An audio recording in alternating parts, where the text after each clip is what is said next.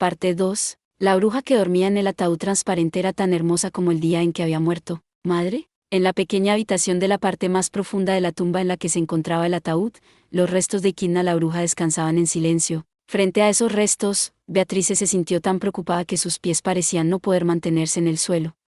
No sintió ni la sensación de euforia de la batalla ni la sensación de pérdida y liberación por haber perdido el archivo de libros prohibidos. Sintió culpa. La bruja tenía una larga y hermosa cabellera blanca y un rostro atractivo que hablaba de inteligencia y tolerancia.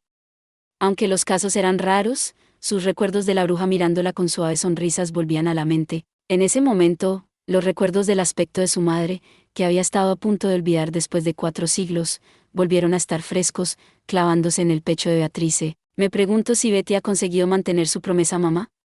Lo siento. Acariciando con el dedo el borde del ataúd agrietado, Beatrice comenzó su primer encuentro en 4 siglos con una disculpa. Beatrice había perdido tanto el intelecto de la bruja como el libro de conocimientos que le habían dado al separarse. Se había dignado a volver arrastrándose, con su promesa incumplida. Betty nunca conoció a esa persona, y el libro se ha quemado. Me pregunto si las palabras, lo siento, son suficientes para compensarlo. Beatrice se consideraba una hija pobre. Era una niña tonta que no había podido cumplir la última petición de su madre con 4 siglos a cuestas para hacerlo. No pudo evitar lamentarlo desde el fondo de su corazón mientras se reunía con su madre, a la que por derecho no debería haber podido ni siquiera enfrentar. A pesar de todo, tienes una mirada de alivio en tu cara. No. El hombre del otro lado del ataúd, Roswell, adivinó fácilmente cómo se sentía Beatrice en realidad. Como siempre, el hombre era asquerosamente bueno señalando cosas. Sin embargo, Beatrice no pudo evitar dejar de lado sus sentimientos discordantes. No tenía nada que ver con el hecho de que el hombre se hubiera quitado el maquillaje y hubiera dejado su cara al descubierto. Te ves más aliviado de todo, Roswell. No es propio de ti presentarte ante Betty sin maquillaje. ¿En verdad, es propio de ti?, me pregunto. Roswell no dijo nada en respuesta a las palabras de Beatrice. Lo único que hizo fue esbozar una solitaria sonrisa. Eso era aún más inusual. Bajando los ojos ante su reacción, Betty continuó. Además, debes tener tus propias cosas que decir a madre. Para ti. Para tu familia, volver a ver a madre era tu deseo largamente acariciado, supongo. Más que nadie, Beatrice fue testigo de los cambios que 4 siglos habían provocado en la mansión de Roswell, fundada por el primer Roswell que fue aprendiz de Equidna. En la batalla contra Héctor el Diablo, Roswell había perdido toda su capacidad de usar la magia en lugar de su vida. Tras el fallecimiento de Equidna, había entrado en el archivo de los libros prohibidos y se había sumergido en la búsqueda de algo, y luego murió, confiando su sueño a la siguiente generación. Desde entonces, todas las generaciones han heredado el nombre de Roswell. El genio del primer Roswell fue redescubierto una y otra vez, y la casa de los Mathers creció. Roswell L. Mathers era la recopilación viva de todo lo que le había precedido. En realidad, Beatrice estaba bastante desconcertada porque su talento superaba incluso al del primer Roswell, que la propia Equidna había considerado notable. Nunca se había visto a alguien como él, ningún otro podía pretender ser el usuario de magia más poderoso del mundo. Sin embargo, incluso con todo ese talento, no pudisteis escapar de la maldición que ata a la familia Mathers. Sois fantasmas, soñando con reuniros con mi querida y difunta madre. Me solidarizo con vosotros, aunque sea un poco. Beatrice hablaba de la forma de vida de Roswell, que solo podía obedecer el destino trazado generación tras generación. Su familia se asemejaba mucho a ella, continuamente unida por un único pacto hecho 4 siglos antes. Irónicamente, los momentos que había pasado con el primer Roswell antes del día de aquel pacto, 400 años antes, permanecían frescos en su mente. ¿Puedo preguntarte una cosa? Fue mientras Beatrice recordaba que Roswell levantó un solo dedo y planteó esa pregunta. El tono grave y serio de su voz la hizo levantar el rostro. Beatrice consintió tácitamente con su silencio. ¿Debo preguntarme? ¿El joven Subaru se convirtió en esa persona para ti? La pregunta hizo que a Beatrice se le cortara la respiración por un momento. No era una sorpresa. No, había sorpresa. Solo que no sintió el impacto de las palabras de Roswell, se sorprendió de su propio corazón, que no le dolió como esperaba ante las palabras esa persona. ¿Por qué te ríes? Ah, lo siento, supongo. No me estoy riendo especialmente de ti. Quizás simplemente me encuentro divertido en este momento. Realmente soy un tonto. ¿Qué tan fácil había sido para ella olvidar la proposición que tanto había atado su corazón al instante de haberla soltado? Probablemente no fue así. No es que lo haya olvidado. Se había despedido de esa persona para siempre, ese hombre. Subaru no es apto en absoluto para ser la persona de Betty, lo que sea que digas. Esa es una evaluación bastante dura. ¿Es eso realmente cierto?, me pregunto. Betty es estricta. ¿Es por eso que todas las oportunidades en 400 años quedaron en nada?, me pregunto.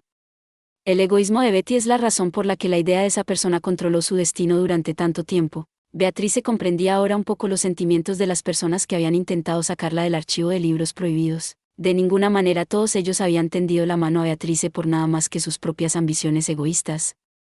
Entre ellos estaban los que Beatrice había alejado continuamente con sus propios pensamientos y palabras. Entonces, ¿cómo fue capaz de salir alguien como tú?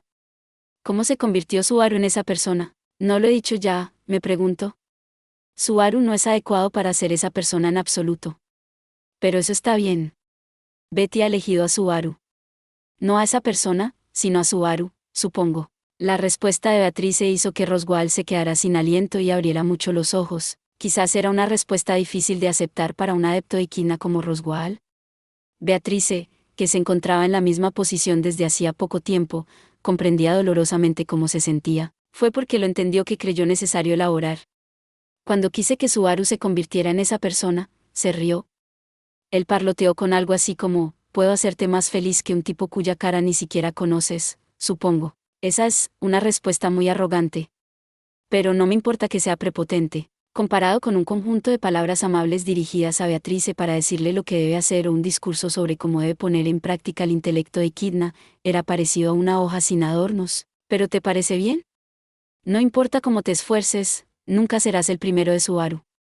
Se puede saber con solo ver cómo vive. Sé que esto es cierto. Roswell, ¿has entendido algo mal?, me pregunto. ¿Malentendido? Betty no dejó el archivo de libros prohibidos porque Subaru la hizo su número 1. Betty no dejó el archivo porque quiere hacer de Subaru su número 1, me pregunto. Elígeme. Se lo había dicho a ella, me sentiré demasiado solo para vivir sin ti. Esas habían sido sus palabras, le parecieron palabras muy convenientes. Sin embargo, habían resonado dentro de Beatrice, sacudiendo su corazón, y en el instante en que tomó su mano y abandonó el archivo de libros prohibidos, conoció una sensación de liberación que le hizo llorar. Era muy consciente de que estaba desafiando a Madre y a Roswell, cometiendo una terrible traición contra ellas, pero su corazón ya estaba preparado. Su mano ya se había unido a la de él. Roswell guardó silencio mientras Beatrice esperaba sus palabras. Aunque él acusara de traición, ella no podía hacer nada más que aceptarlas amablemente. Tal era la determinación en su interior. No importa cuánto tiempo pase, tú nunca cambias, Beatrice. Eres la misma que entonces. Sus palabras tenían un tono extraño que hizo que Beatrice frunciera ligeramente las cejas. Lo que dijo hizo que Beatrice sospechara, pero el tono de su voz lo hizo aún más. Le pareció muy suave, blando y nostálgico. Verdaderamente, tú y yo no hemos tenido suficientes conversaciones. Ha sido así desde que estábamos al lado del maestro, profesor. Cuando escuchó la suave palabra de Roswell, un término que nunca debió oírse de sus labios, un escalofrío la recorrió. Simultáneamente, una posibilidad surgió en el fondo de la mente de Beatrice desde lo más profundo del tiempo que había vivido. No puede ser. Sin embargo, si fuera así. ¿Roswell, eres tú? ¿Siempre he sido Roswell? No. Eso no es lo que yo. Tú seguro que sabes lo que quería decir. Estoy bromeando. Es precisamente así, Beatrice. Soy yo, el mismo Roswell. En el momento en que cambió su forma de referirse a sí mismo, Beatrice vio cómo se superponían dos Roswells. Un hombre alto y apuesto, con una larga cabellera añil, se solapaba con un joven que poseía los mismos rasgos característicos. Este era el joven que una vez había adorado a Equidna, que había pedido a la bruja que fuera su mentor, y con quien Beatrice había vivido. No puede ser. ¿Estás usando la transcripción del alma, la teoría de la inmortalidad que Madre persiguió? Pero eso falló. El alma no se injerta en un recipiente vacío. Esa cuestión fue un impas temporal, que superé por la fuerza. Si el problema es la compatibilidad entre el recipiente y el alma, esto puede eliminarse mediante una mayor proximidad de los dos. Beatrice no pudo ocultar su total conmoción cuando comprendió el significado de aquellas palabras, cuando la investigación de Equidna sobre la inmortalidad fracasó y condujo en su lugar a Ryuzu. Al convertirse en el núcleo del santuario, la bruja intentó hacer un uso eficiente de la técnica de replicación creada como su producto, pero en términos de su ansia de conocimiento, se había equivocado. Al final, incapaz de injertar el alma de otro en un recipiente vacío, la investigación se consideró un fracaso, pero Roswell había tenido éxito donde ella no lo había tenido. El primer Roswell se había transferido a los cuerpos de los hijos de los Mathers en una línea ininterrumpida que llegaba hasta la generación actual. ¿Vas a denunciarme como inhumano, Beatrice? Esa fue la pregunta que Roswell le planteó a Beatrice. A diferencia de entonces, el color de los ojos de Roswell, el izquierdo y el derecho, eran diferentes, solo quedaba la mitad del azul de su forma original. Beatrice sintió que ese tímido ojo azul estaba esperando que ella le echara la culpa. ¿Deseaba Roswell ser castigada de nuevo? Igual que había confesado su pecado de romper su pacto con Ikina a los restos de su madre. Quería ser condenado por sus propias acciones insensatas, condenado por Beatrice, la que mejor comprendía a su madre, la mujer que fue objeto de su amor tenaz y no correspondido que no había causado más que problemas a los demás a lo largo de 400 largos años. ¿Roswell? ¿Podría ponerse en cuclillas por aquí un momento? Me pregunto. ¿Aquí? Cuando Beatrice señaló el suelo a un lado del ataúd, Roswell cerró un ojo. Cuando ese ojo azul vio a Beatrice asentir, Roswell pareció dudar mientras se arrodillaba sobre una rodilla.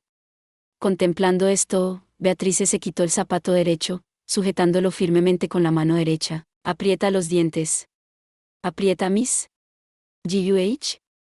Ella golpeó el zapato en su mano en el lado de su cara, actualmente a la altura correcta. Hizo un sonido muy agradable mientras la cabeza de Roswell se tambaleaba, con los ojos muy abiertos. Mirándolo, Beatrice volvió a colocar el zapato que tenía en la mano en su pie. La mirada renovada de Beatrice hizo que Roswell, ahora con la mejilla roja y tensa, volviera a sus cabales. ¿Era eso algo así como tu propia marca de desprecio hace un momento? En realidad no. Siquiera sé por qué quieres que me enfade por lo que, me pregunto si lo han hecho tus acciones no son dignas de elogio. Pero, ¿hay alguien que tenga derecho a culparte, salvo los niños cuyos cuerpos has hecho tuyos? Me pregunto. Es todo lo que Betty piensa del asunto. Es. Entonces, ¿para qué fue ese golpe de hace un momento? Parece una mala razón para golpearme, parecía querer decir Roswell. Beatrice le sacó la lengua. Ciertamente, Beatrice no tuvo problemas con la transcripción del alma. Pero, ¿no es obvio que esto es una venganza por la quema del archivo de libros prohibidos? Me pregunto. ¿Sobre la mansión? Betty es muy generosa y por lo tanto lo dejará así.